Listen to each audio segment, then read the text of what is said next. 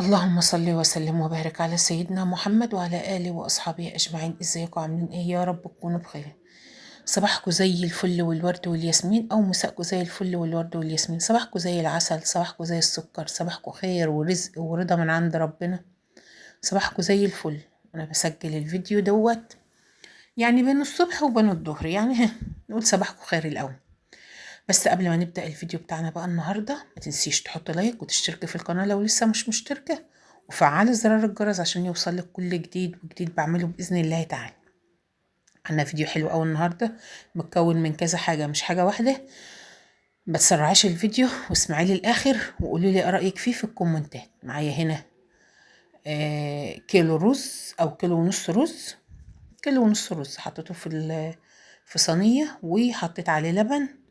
غرقته كله باللبن، ما بحطوش ميه خالص، ما مش بنحط عليه ميه خالص. الفلاحين يا جماعه مش بيحطوا على الرز ميه خالص. ايوه انا من الفلاحين، ما بنحطش على الرز ميه نهائي. الرز المعمر ما تحطش عليه ميه. في ناس بتنقعه بميه وترجع تحط عليه اللبن، وفي ناس زي حالتي كده بنقعه بحاله زي ما انا بعمله كده. كده احلى وقطع.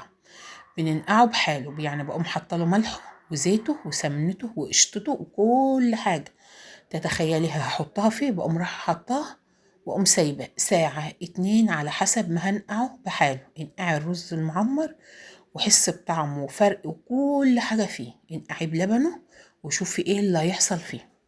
نقعته وظبطت دنيته وحطيت له ملح وسمنته وكل حاجه. وتعالوا اما نعمل احلى صينيه خضار تاكليها في الحياه كلها. هنا كنت قطعت جزر وكوسه وبطاطس، ومعايا طبعا فلفل، ومعايا توم، ومعايا بصل. كل ده انا ظبطته وظبطت دنيته كده.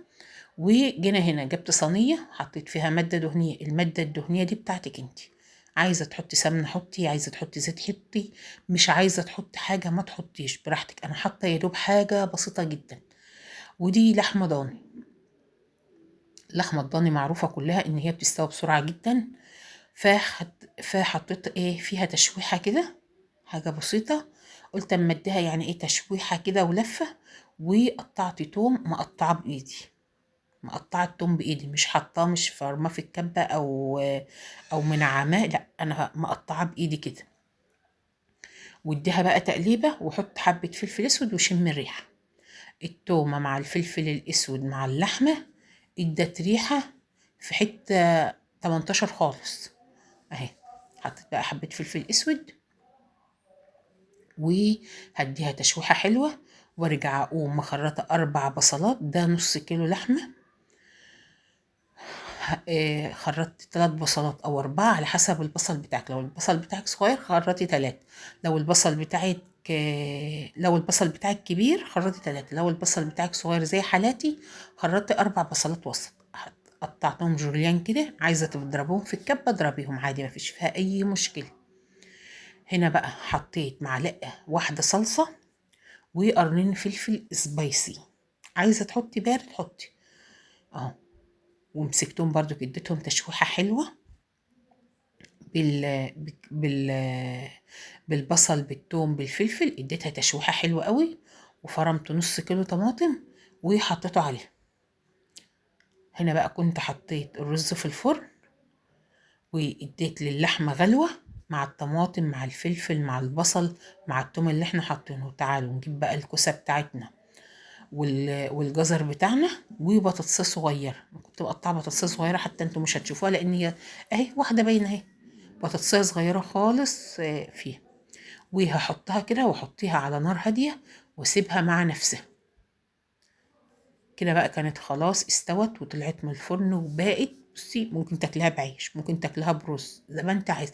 ممكن تغرفي لك طبق كده ومع رغيف عيش وحته مخلل وعود خضره، يا سلام. وده الرز المعمر بتاعنا التحفه. حتى لونه وشه مش عاجبني المره دي زي ما بعمله، بس خير. بس طعمه حكايه، طعمه ولا اروع من كده. اهو شايفين الرز؟ واو حاجه كده في اللذيذ منه. تعالوا بقى اما ندوق الخضار بتاعنا نشوفه استوى ولا نشوف اللحمه استوت ولا ما استوتش. بصراحه طاجن خضار تحفه. عايزة ممكن تزودي عليه بسلة حطي، ممكن تزودي فاصوليا خضرا حطي براحتك. بس انا استكفيت باللي محطوط دوت، ما حبيتش ان انا ايه اكتر في الخضار عشان ايه تتاكل بألف هنا. تعالوا بقى اما نعمل حاجة ما عملتهاش قبل كده في القناة خالص. المش المش يا جماعة انا بعمله واو. دي بقى كانت جبنة عندي باقية من السنة اللي فاتت، فطبعا جبنة جديد فهنطلع القديمة ونظبط دنيتنا. حد هيقولك البرطمان مش نظيف، يا جماعة البرطمان فيه بلكونة، يعني التراب كله فيه. انتوا شايفيني انا قاعدة كده في البلكونة، التراب كله عليه، مهما بنفضه مهما بغسله مهما بعمله هو كله تراب. فانا حابة اطلع معاكم بطبيعتي، مش حابة ان انا اجمل الحاجة قدامكم ومن وراكم تبقى حاجة تانية. انا حبيت اظهره كده لان هو ده شكله، لان هو كده، هو بلكونه، على طول بنضفه وعلى طول بغسله وعلى طول بعمله. بس هو كده مش بنضف معايا بسهوله لانه هو في بلكونه. وانا اهم حاجه عندي الحاجه اللي جواه نظيفه وزي الفل. جبت بقى شلت الجبنه القديمه اللي انت حطيتيه ده حاجه اسمها عرق حلاوه للمش او خشبه المش. الحمد لله الحمد لله يا رب، اللهم لك الحمد ولك الشكر. بتخليش في المش الهوا. ظبطي بقى المش بتاعك بشطة وملح وظبطي دنيتك. خدي بالك لو المش بتاعك ملحه قليل المش ممكن معاكي يدوب.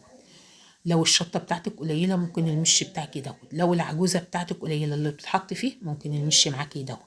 على حسب ما انت بتحطي الحاجة. ظبطي الحاجة كويس المش معاكي يطلع 10/10. طبعا احنا كل سنة بنعمل مش جديد وكل سنة بس على القديم، مش بنعمل جديد وبنرمي القديم، يعني هو كده. انا حاطه شلت الجبنه والمش القديم فيه. طبعا هتحطي الجبنه، المش اللي فيها مش هيغطي الجبنه، فبنبقى طبعا عاملين حسابنا. هنا مش بملح طبعا مظبطاه اخر تظبيطه بالعجوزه اللي عندي. طبعا انتوا بتشوفوني بسايح سمنه على طول، فبتبقى الحمد لله عندي العجوزه، فبظبط دنيتي على طول بيه. بس كانوا حب الجبنه اللي هي جبنه بقى اللي في البلاستيكيه دي قديمه مش جديده اهو. فالحمد لله يعني اهو تبقى ما شاء الله. تعالوا بقى نحط شويه شطه على الوش، شطه حاميه طبعا جدا، شطه حاميه جدا جدا جدا، مفيش بعدها يعني حاجه. غطي بقى بكيس، او لو مش هتعرفي تغطي بكيس زي ما انا هعمل دلوقتي عادي، شيلي الكيس وغطي بالغطا بتاعه اهو. مش هعرف طبعا هشيل الغطا دوت لان في حرف من البرطمان متني فما بيظبطش، فاهو هشيله اربطه قوي واسيبه خلاص على كده. ممكن يستبدى ده سنة براحته مع نفسه. تعالوا بقى كان باقي معايا جبنة هحطها في الجرة او في البلاصي. ما احنا بنقولش عليها الا جرة او بلاص كده برضو. ظبطتها وحطيتها فيها الجبنة وخليتها 100 فل و10، وحطيت عليها بقى الجبنة القديمة، يعني الجبنة اللي بقت اللي هي كانت قديمة معايا حطيتها كده. اشوفكم